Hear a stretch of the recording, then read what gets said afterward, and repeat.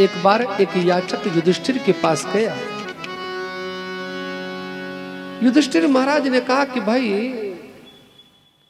अभी तो मैं कार्य में बहुत व्यस्त हूं, एक काम करो तुम कल आना।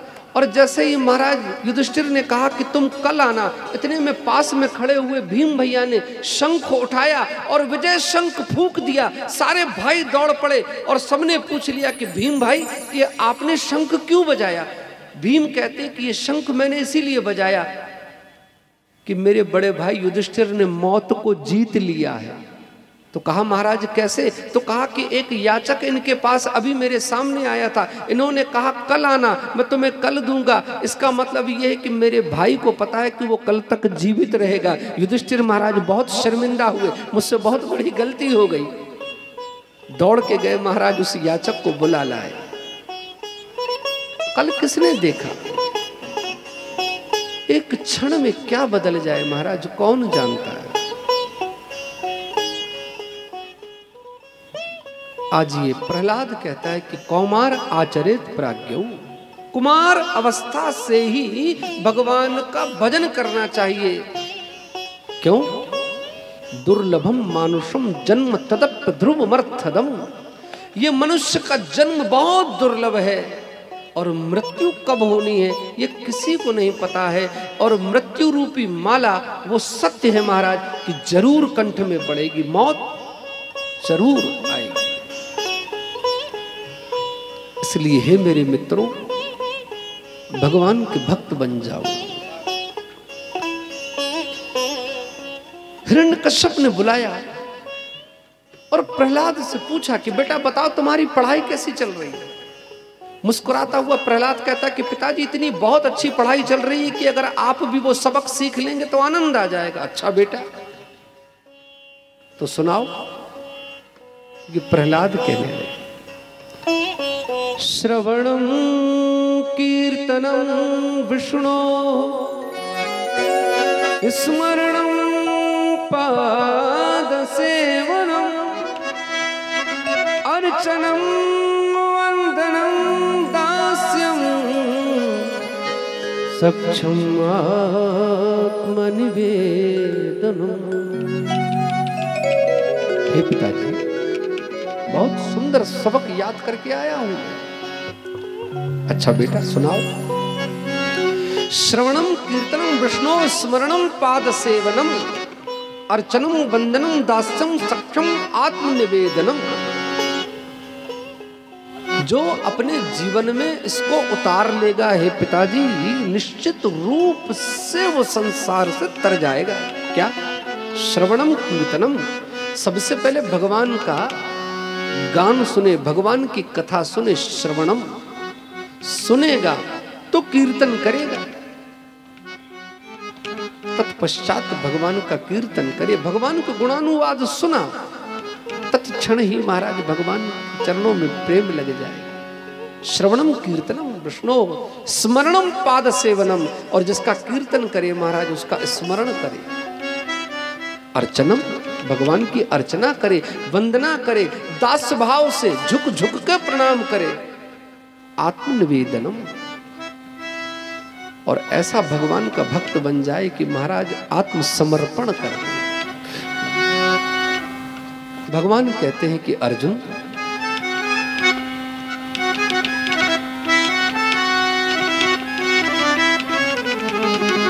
तुमसे अगर कुछ नहीं हो सकता तो कम से कम समर्पण तो हो सकता है। भगवान ने पूरी गीता सुनाई। ये अर्जुन कहते कि महाराज मुझे ऐसा लगता है कि आप बोलते जाएं मैं सुनता जाऊं, लेकिन मैं क्या करूं, आपकी बात टिकती नहीं है, बैठती नहीं है। तो भगवान कहते कम से कम मेरी एक बात याद रख लो। सर्वधर्मान परित्यज्य मामेकम शरणं व्रज अहम त्वा सर्व पापेभ्यो मोक्षयिष्यामि मा शुचः। तू मेरी शरणागति ले ले। आज प्रहलाद कहते हैं कि हे पिताजी, जो एक बार भगवान की शरणागति ले लेते हैं उनका जीवन धन्य हो जाता है। अब तो महाराज ये हिरण्यकश्यप समझ गया कि ये लड़का मेरे हाथ से निकल गया। इन्होंने महाराज अपने सैनिकों को बुलाया, कहा कि ले जाओ और प्रहलाद का महाराज वध कर दो।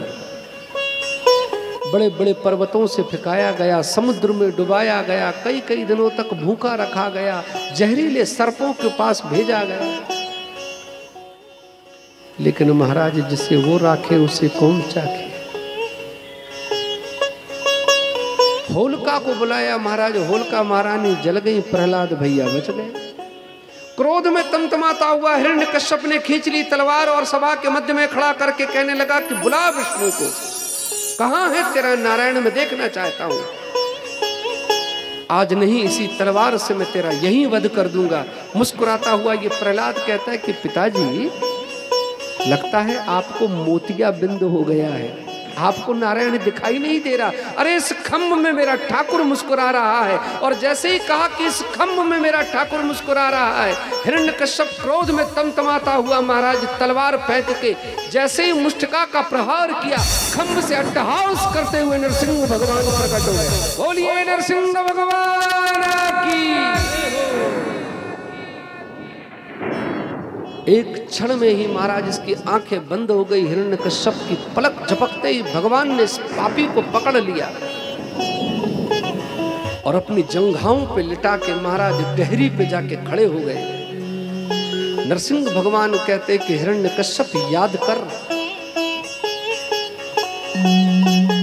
ना ये सुबह है, ना ये रात्रि है, ये संध्या की बेला है। ना तू बाहर है, ना तू भीतर है, बीच डहरी में है। ना तू पृथ्वी पे है, ना तू आकाश में है, तू मेरी गोद में है। ना मैं नर हूं, ना मैं पशु हूं, मैं नरसिंह हूं। ना अस्त्र है, ना शस्त्र है, ये विकराल मेरे नख है। ब्रह्मा की बनाई हुई सृष्टि का कोई प्राणी नहीं। न जाने कितने ब्रह्मा रोज बना के बिगाड़ता रहता हूं, मैं नरसिंह हूं। आज यूं क्रोध में तमतमाते हुए नरसिंह भगवान ने हिरण्यकश्यप का पेट फाड़ दिया महाराज, और अतड़ियां अपने गले में लगा के आज भगवान को इतना क्रोध आया, इतना क्रोध आया, ओज का अवतार देख के सारे देवता थर-थर कांपने लगे।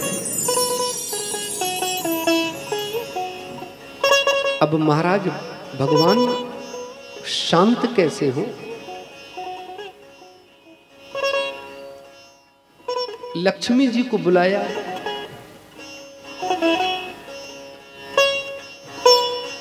लोगों में बड़ी समझदारी है महाराज। व्यक्ति कितना भी गुस्से वाला क्यों ना हो, कितना भी क्रोध वाला क्यों ना हो, और कितना भी बाजार में झगड़ा करने वाला क्यों ना हो, और बाजार में झगड़ा करके अगर क्रोध में तमतमा रहा हो महाराज, और उसकी घरवाली को सामने खड़ा कर दो तो महाराज शांत हो जाएगा, झंझट खत्म, पूरा क्रोध हवा हो जाए। तो उन देवताओं ने कहा कि महाराज अब ये नरसिंह भगवान को शांत करना है तो महाराज इनकी भार्या को बुलाओ, लक्ष्मी जी को बुलाओ, महाराज वही शांत कर पाएंगी। और जैसे लक्ष्मी जी आई कहती हैं बाबा मैं नहीं जाऊंगी। लक्ष्मी मैया भी पीछे हट गई। जब किसी से शांत नहीं हुए तब सबों ने कहा कि क्यों ना इस प्रहलाद को ही आगे कर दिया जाए, क्योंकि प्रहलाद के कारण ही तो महाराज इनका अवतार हुआ है। तो जाओ बेटा प्रहलाद, तुम ही जाके भगवान को शांत करो। आज ये प्रहलाद चला अपने नन्हे नन्हे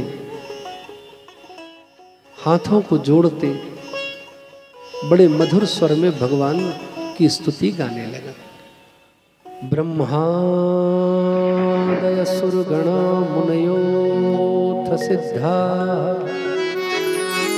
सत्वैकतान् मतयो वचसा प्रभा।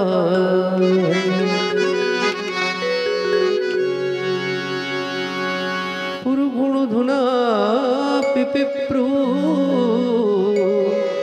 किंतोष्टुमर्हते समिहरिरुग्र जाते। भगवान के समक्ष जाके ये प्रहलाद हाथ जोड़ के स्तुति करता। ब्रह्मादय सुरगणा मुनयोऽथ सिद्धा सत्वैकतान मतयो वचसां प्रवाहे नाराधितुं पुरुगुण धुनापि पिप्रो किं तोष्टुमर्हते समी हरि रुग्र जाते। सरकार में तो अपोजिशन पार्टी का आदमी हूं, आप तो देवताओं के पक्ष में रहते हैं, मैं दैत्य का बालक हूं। और ब्रह्मा आदि समस्त देवता आपकी स्तुति करने में सर्वथा निपुण है। सत्वैक तान मतयो वचसां प्रवाहि, धारा प्रवाह स्तुति आपकी करते हैं। आप उनकी स्तुति से प्रसन्न नहीं होते। मैं ऐसी कैसी आपकी अभ्यर्थना कर दूं, प्रार्थना कर दूं कि हे नाथ आप प्रसन्न हो जाएं। आज जब ये दैत्य बालक प्रहलाद के मुखारविंद से भगवान ने इतनी सुंदर स्तुति सुनी तो भगवान आज पिघल गए। आज भगवान ने अपने गोद में ले लिया प्रहलाद।